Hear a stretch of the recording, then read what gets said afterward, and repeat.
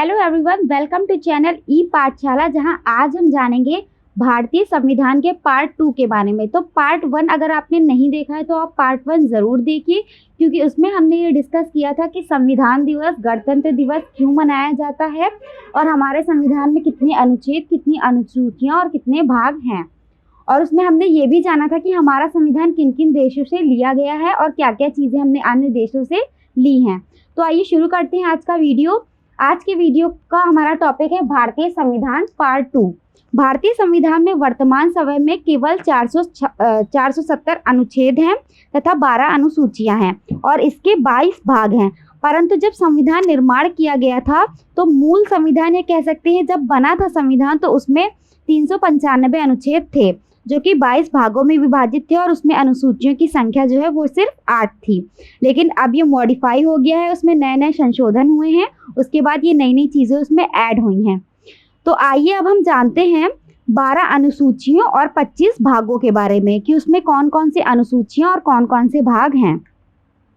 तो भारतीय संविधान की अनुसूचियां, पहले तो टोटल अनुसूचियां हमारी कितनी है, 12 अनुसूचियां हैं, जिसमें से प्रथम अनुसूची के बारे में हम जानेंगे। तो प्रथम अनुसूची में जिक्र है राज्यों और संघ राज्यों क्षेत्रों का वर्णन, मतलब कि राज्य और उसके संघ जो राज्य हैं उनके क्षेत्रों का इस अनुसूची में वर्णन किया गया है। दूसरी अनुसूची में हमारा किसका वर्णन है, राष्ट्रपति का, राज्य के राज्यपाल का, लोकसभा के अध्यक्ष का, उपाध्यक्ष का, राज्यसभा के सभापति और उपसभापति का, विधानसभा के अध्यक्ष तथा उपाध्यक्ष का, विधान परिषद के सभापति तथा उपसभापति का। फिर आते हैं उच्चतम न्यायालय और उच्च न्यायालयों के न्यायाधीशों का एवं भारत के नियंत्रक महालेखा परीक्षक के संबंध में उपबंध है। तो दूसरी अनुसूचियों में एक तरीके से कह सकते हैं हम पूरी तरीके से संघ और राज्यों का ये मिश्रण है, मतलब इसमें राष्ट्रपति का भी जिक्र है और राज्यपाल का भी जिक्र है, इसमें लोकसभा का भी जिक्र है और विधानसभा का भी जिक्र है, विधान परिषद का भी जिक्र है और राज्यसभा का भी जिक्र है।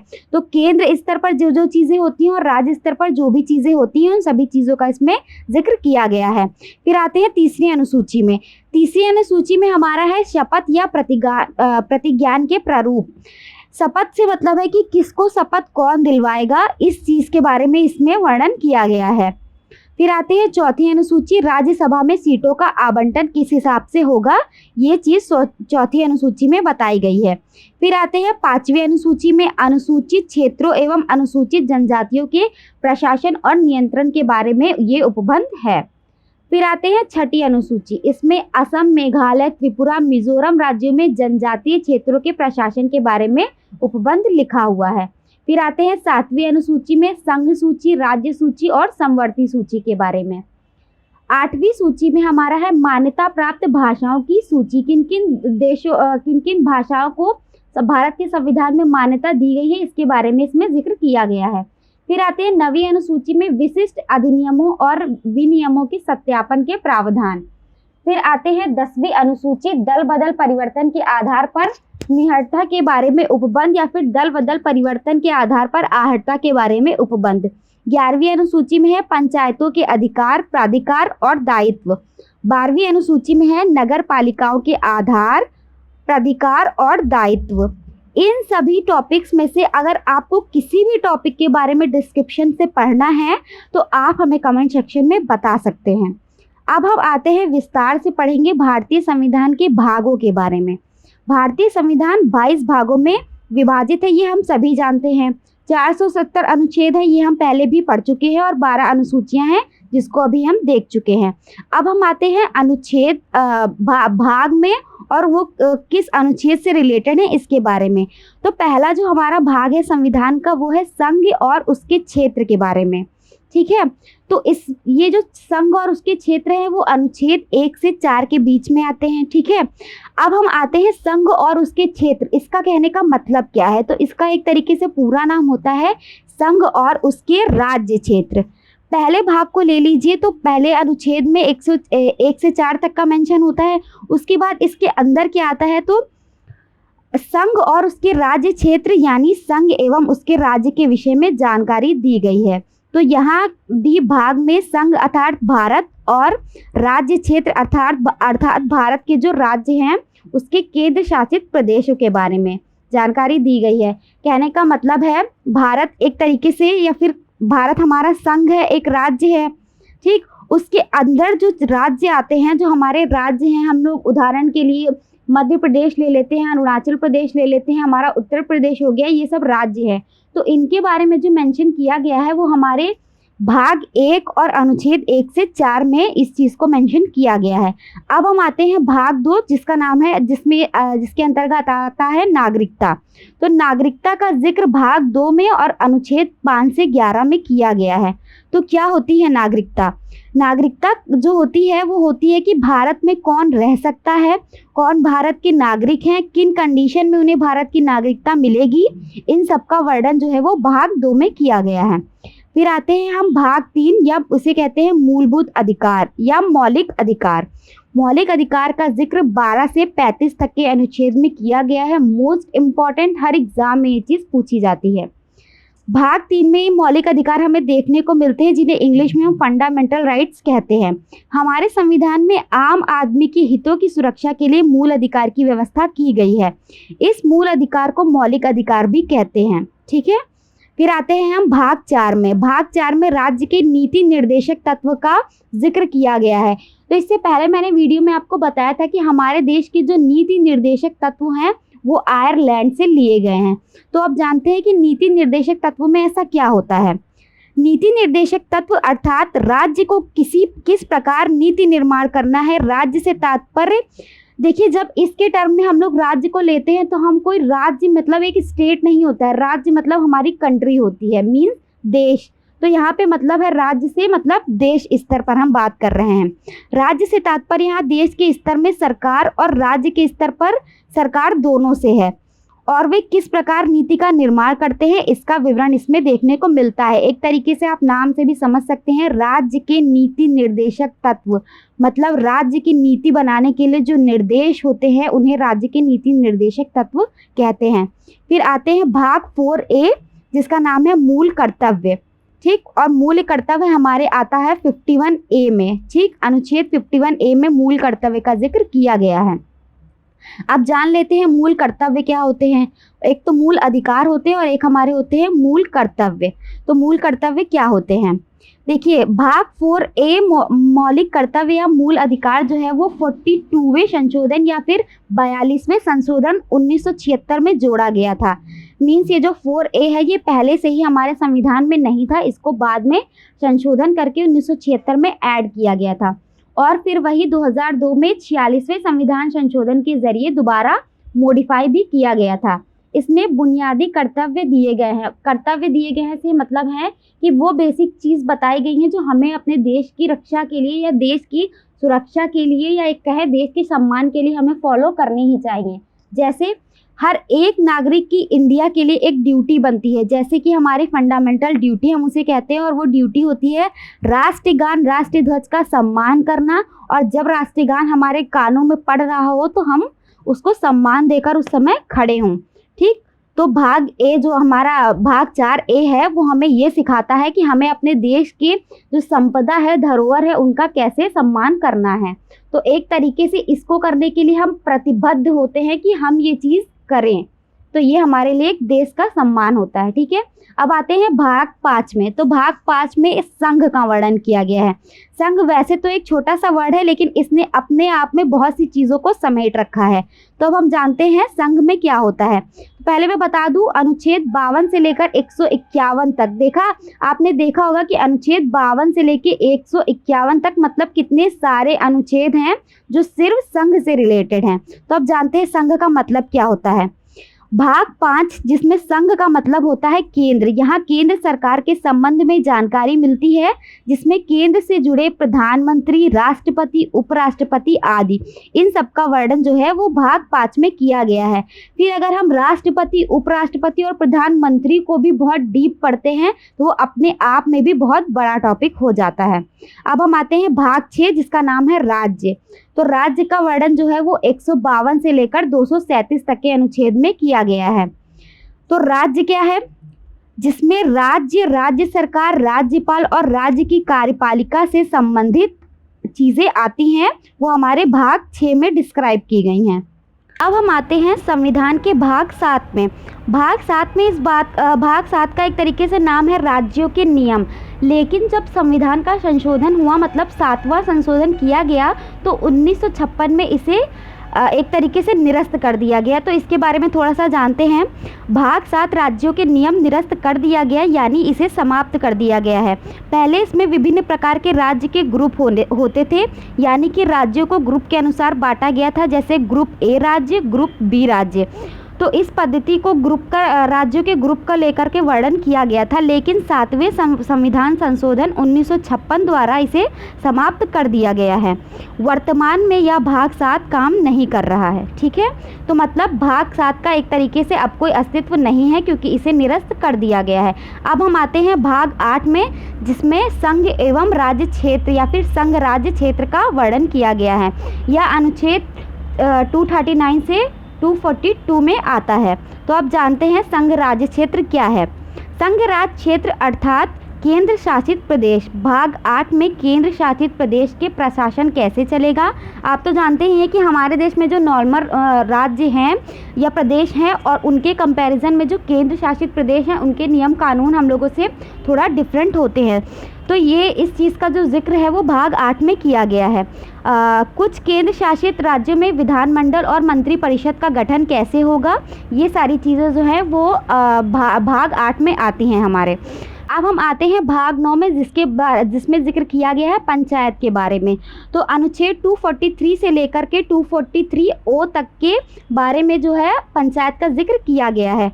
तो भारत के ग्रामीण स्तर पर प्रशासन की जो सबसे छोटी इकाई होती है, जिसे पंचायत कहा जाता है, उसका जिक्र एक तरीके से भाग 9 में किया गया है। मतलब हम इस पंचायत वर्ड का समझ गए हैं कि गाँव में जो सबसे छोटी इकाई होती है, उस पंचायत का जिक्र भाग 9 में किया गया है।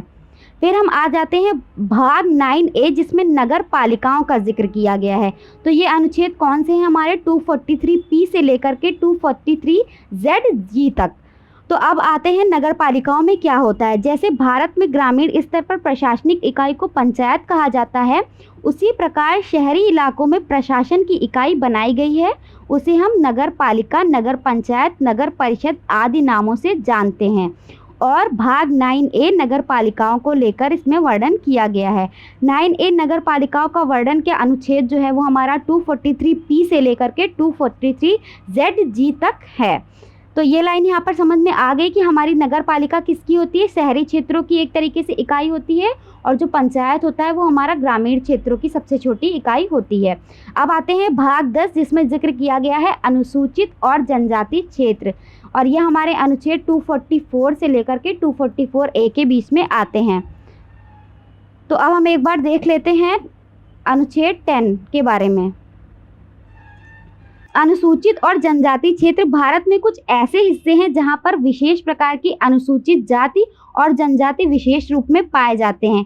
नतीजा यह है कि उनके लिए एक अलग से प्रशासनिक ढांचा तैयार किया गया है, और उनके संबंध में अनुच्छेद वगैरह अलग से जो हैं वो दिए गए हैं।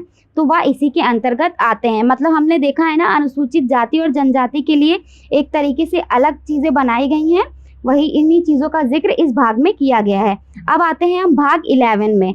तो भाग 11 में है जो संघ और राज्यों के बीच संबंध का जिक्र किया गया है, और ये अनुच्छेद 245 से 263 के बीच आते हैं। तो हम देख लेते हैं संघ और राज्यों के संबंध। संघ और राज्यों के संबंध मतलब संघ का यहाँ पर मतलब केंद्र से, और राज्य सरकार का मतलब राज्यों से है।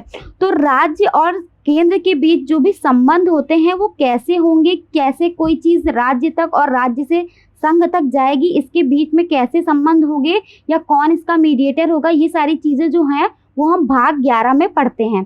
फिर आ जाता है भाग 12, वित्त, संपत्ति, संविधाएं और वाद। वित्त, संपत्ति, संविधाएं और वाद जो है वो भाग 12 में देखने को मिलते हैं। संघ यानी केंद्र के बीच राजस्व का वितरण तथा टैक्स संबंधित मामले, और केंद्र और राज्य सरकारों द्वारा कर्ज लेना जैसी कानून आदि इसी भाग में आते हैं।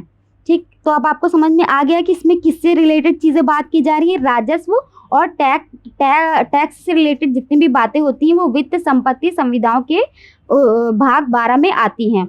ये अनुच्छेद जो है वो 264 से लेकर के 300A तक की उसमें इंक्लूड किया गया है। अब आ जाते हैं भाग 13 में। भाग 13 में भारत के राज्य क्षेत्र के भीतर व्यापार, वाणिज्य और समागम के बारे में बात किया गया है। और कौन से अनुच्छेद में ये आता है, तो ये हमारे अनुच्छेद 301 से 307 के बीच में आता है। भारत के राज्य क्षेत्र के भीतर व्यापार, वाणिज्य और समागम जो है वो भाग 13 में देखने को मिलता है। भारत के सभी नागरिक भारत के राज्य क्षेत्र के भीतर व्यापार, वाणिज्य और समागम की स्वतंत्रता होती है, जैसा कि हम सभी इस चीज़ को जानते हैं। और देश के भीतर व्यापार, वाणिज्य, समागम के संबंधित कानून बना सकते हैं। केंद्र तथा राज्यों आदि को लेकर के जो वर्णन है इस बारे में वो भाग 13 में हमें देखने को मिलता है। अब आ जाते हैं भाग 14 में, संघ और राज्यों के अधीन सेवाएं, जो कि अनुच्छेद 308 से लेकर के 323 तक वर्णित की गई हैं। केंद्र या राज्यों की सेवा करने वाले व्यक्तियों, लोक सेवाओं और पदों के लिए भर्ती की नियुक्ति, रिक्रूटमेंट और सेवा की शर्तें, विनिमय से लेकर के जो भी चीज़ों का वर्णन है वो सब कुछ भाग 14 में किया गया है। इस लाइन को मैं फिर से रिपीट करती हूँ, संघ और राज्यों के अधीन सेवाएं। यहाँ इससे मतलब है केंद्र या राज्यों की सेवा करने वाले व्यक्ति, यानी कि जो लोक सेवक हैं उनकी पदों पर भर्ती और रिक्रूटमेंट से संबंधित जितनी भी सेवा शर्तें और विनियम होता है वो इस भाग में वर्णित की गई हैं। अब हम आते हैं 14A पे। तो 14A में हमारा जो मतलब वर्णन किया गया है वो है अधिकरण, और ये अनुच्छेद 323A से 323B में आता है। तो अब हम जान लेते हैं ये अधिकरण क्या वर्ड है। तो अधिकरण वर्ड जो हमारा है वो 14A में इंक्लूड किया गया है। प्रशासनिक अधिकरण जैसे किसी राज्यों अथवा भारत सरकार के नियंत्रण के अधीन किसी स्थानीय कार्यकलाप से संबंधित लोक सेवाओं और पदों की भर्ती तथा नियुक्त सेवा के शर्तों के संबंध में विवादों और परिवादों के प्रशासनिक अधिकरण। अन्य विषयों के लिए अधिकरण जैसे कर, विदेशी मुद्रा, सीमा शुल्क और औद्योगिक और श्रम विवाद आदि लेकर वर्णन किया गया है। अगर आपको इससे रिलेटेड कोई वीडियो चाहिए तो आप हमें कमेंट सेक्शन में बता सकते हैं, तो हम इसका फुल वीडियो लेके आएंगे कि इस अधिकरण वर्ड से यहाँ पर क्या मतलब है। वैसे तो मैंने शॉर्ट में आपको एक बार बता दिया है। अब आते हैं भाग 15 या निर्वाचन के बारे में। तो निर्वाचन के बारे में जो भाग 15 और अनुच्छेद 324 से लेकर 329 में इसका जिक्र किया गया है। अब जान लेते हैं निर्वाचन के बारे में इसमें क्या लिखा हुआ है। निर्वाचन हमारे संविधान में लोकतांत्रिक प्रक्रिया है, ये हम सभी जानते हैं। लोकतांत्रिक प्रक्रिया है मीन्स कहने का है कि यहाँ पर सबको वोट डालने का अधिकार है। इलेक्शंस जो होते हैं उनमें 18 साल के बाद के जितने भी व्यक्ति हैं वो वोट दे सकते हैं। तो वे अपनी स्वेच्छा से जिसे भी चाहें एक तरीके से निर्वाचित कर सकते हैं या वोट दे सकते हैं। इसीलिए कहा गया है कि हमने इस लोकतांत्रिक प्रक्रिया को अपनाया है। मतलब डेमोक्रेसी के तहत हमें ये अधिकार है कि हम किसी को भी अपना नेता स्वयं चुन सकते हैं। और लोकतंत्र की एक बहुत बड़ी आधारशिला है एक स्वच्छ और निष्पक्ष निर्वाचन। यदि स्वच्छ और निष्पक्ष निर्वाचन होता है तो लोकतंत्र की आधारशिला मजबूत होती है और यह अधिक दिनों तक टिकते हैं। इसी क्रम में भारत में निर्वाचन आयोग और उससे जुड़े हुए प्रावधान दिए गए हैं।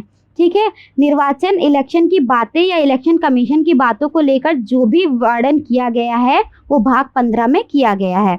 अब आ जाते हैं भाग 16 में।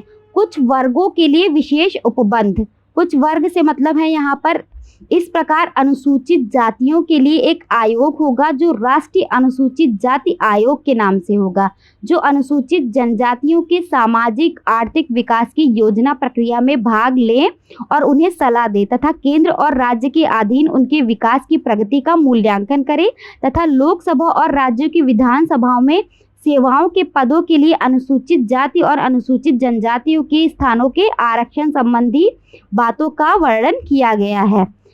कुछ विशेष जब आ जाती है विशेष वर्गों की बात तो ये हम स्वयं में एक तरीके से पता चल जाता है कि किन वर्गों की बात की जा रही है। मतलब अनुसूचित जाति और जनजाति के लिए एक तरीके से ये विशेष उपबंध रखा गया है। बाकी जो मैंने इससे पहले बातें कही हैं वो सारी इस भाग के अंतर्गत आती हैं। फिर हमारा और इसका जो अनुच्छेद है वो हमारा 330 से लेकर के 342 तक है। फिर आ जाते हैं भाग 17 में। भाग 17 में राजभाषा के जिक्र है। राजभाषा के लिए अनुच्छेद कौन सा होगा? 343 से लेकर के 351 तक। अब आ जाते हैं राजभाषा में। भारत की राजभाषा हिंदी और लिपि देवनागरी होगी, ये हम सभी जानते हैं। राजभाषा के संबंध में आयोग और संसद की समिति बनाई जाएगी तथा हिंदी भाषा के विषय के लिए केंद्र का यह कर्तव्य होगा कि वह हिंदी भाषा का प्रसार बढ़ाए, उसका विकास करे, जिससे वह भारत की सामाजिक और सांस्कृतिक तत्वों की अभिव्यक्ति का माध्यम बन सके और उसकी समृद्धि सुनिश्चित करे। इन्हीं बातों का जो वर्णन है वो हमारी राजभाषा का वो भाग 17 में किया गया है।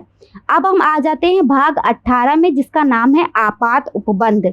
इसका जो वर्णन है वो अनुच्छेद 352 से लेकर के 360 तक किया गया है। अब जान लेते हैं ये आपात उपबंध क्या होता है। आपात उपबंध भारतीय संविधान में 3 प्रकार के आपात उपबंध की बात कही गई है। मतलब हमारे देश में जब इमरजेंसी लगाई जाती है या आपातकाल लगाया जाता है तो उसके 3 रीजंस होते हैं कि कौन उन 3 रीजन में ही राष्ट्रपति जो है वो हमारे देश में आपातकाल लगा सकता है। ठीक है, बातें कही गई है जो अनुच्छेद 352 राष्ट्रीय आपात और अनुच्छेद 356 राज्यों में संवैधानिक तंत्र की विफलता, राष्ट्रपति शासन और अनुच्छेद 360 वित्तीय आपात लगाए जाते हैं। मतलब 3 तरह के आपात उपबंध की बात कही गई है। एक तो राष्ट्रीय आपात और दूसरा संवैधानिक तंत्र की विफलता और तीसरी होती है हमारा वित्तीय आपातकाल। ये आपात उपबंध से केंद्र को किसी भी असामान्य स्थिति से निपटने में सक्षम बनाते हैं। भारत में अब तक 3 बार राष्ट्रीय आपातकाल लगाई गई है। पहली बार 1962 में जब इंडिया को चाइना के साथ युद्ध हुआ था, 1971 में पाकिस्तान के साथ युद्ध हुआ था, फिर 1975 में कोई युद्ध तो नहीं हुआ था, लेकिन आप हमें कमेंट सेक्शन में बताइए कि 1975 में क्या रीज़न था कि आपातकाल लगाया गया था। अब हम आ जाते हैं भाग 19 में, जिसका नाम है प्रकीर्ण। तो जान लेते हैं प्रकीर्ण क्या होता है। राष्ट्रपति और राज्यपालों को संरक्षण प्रदान किया गया है। जैसे राष्ट्रपति अथवा राज्यपाल अपने पद की शक्तियों का प्रयोग और कर्तव्यों का पालन करते हुए अपने द्वारा किए गए कार्य में किसी न्यायालय को उत्तरदायी या जवाबदेही नहीं होगी। इसके अलावा संसद और राज्य विधानमंडल की कार्यवाही समाचार पत्र, टेलीविजन या दूसरी माध्यम के प्रकाशन कर सकते हैं। जैसे संरक्षण का विवरण नहीं इसमें का वर्णन नहीं किया गया है। कहने का मतलब है इसमें जो राष्ट्रपति और राज्यपाल अपने पद और शक्तियों का प्रयोग और कर्तव्य का पालन करते हुए अपने द्वारा किए गए कार्य के लिए न्यायालय में उत्तरदायी नहीं होंगे या उनकी जवाबदेही नहीं होगी, या एक तरीके से वो बाध्य नहीं होंगे कि उनको इसकी जवाबदेही करनी है। अब आ जाते हैं हम भाग 20 में, जिसका नाम है संविधान के संशोधन। तो कुछ इस प्रकार भारत के संविधान में संशोधन की जरूरत के अनुसार संशोधन का प्रावधान किया गया है। भाग 20 में वर्णित प्रक्रिया के अनुसार संसद संविधान में नए प्रावधान जोड़कर या किसी प्रावधान को हटाकर या बदलकर संविधान में संशोधन कर सकती है। इसका जो अनुच्छेद है वो यहाँ पर मिसिंग है, वैसे इसका जो अनुच्छेद है वो 368 है। आगे देखते हैं हम भाग 21, जिसका नाम है अस्थायी संक्रमणकालीन और विशेष उपबंध। इसका जो अनुच्छेद है वो 369 से लेकर 392 तक है। जान लेते हैं ये अस्थायी संक्रमणकालीन और विशेष उपबंध क्या होता है। राज्य सूची के कुछ विषयों के संबंध में विधि बनाने की संसद की इस प्रकार की अस्थायी शक्ति मानो वे समवर्ती सूची के विषय हों जैसे चीजों को लेकर वर्णन किया गया है। अब हम आते हैं भाग 22 में, जिसका नाम है संक्षिप्त नाम प्रारंभ हिंदी में प्राधिकृत भाषा और निरसन, जो कि अनुच्छेद 393 से लेकर के 395 में इसका वर्णन किया गया है। संक्षिप्त नाम प्रारंभ हिंदी में प्राधिकृत भाषा और निरसन, इसका मतलब है प्रारंभ में जो कुछ अनुच्छेद से पहले ही लागू किया गया है। अनुच्छेद 394A के तहत हमारे संविधान को हिंदी भाषा में अनुवाद किया गया, जैसी कुछ भाषाओं को लेकर भाग 22 में वर्णन किया गया है। तो आप सभी को अगर इस संविधान के भाग, अनुच्छेद या फिर अनुसूचियों के बारे में कोई भी वीडियो चाहिए जिसमें आप चाहते हैं कि उस टॉपिक से रिलेटेड पूरा वीडियो बनाया जाए, तो आप हमें कमेंट सेक्शन में ज़रूर बताइएगा। और अगर आपको इस वीडियो का PDF चाहिए तो आप हमारा टेलीग्राम चैनल ज्वाइन कर सकते हैं, जिसमें आपको बहुत सारी पोस्ट देखने को मिलेंगी। उम्मीद है आप सभी को वीडियो पसंद आया होगा। अगर आपने चैनल को सब्सक्राइब नहीं किया है तो चैनल को सब्सक्राइब कर लीजिए और लाइक बटन प्रेस कर दीजिए। धन्यवाद।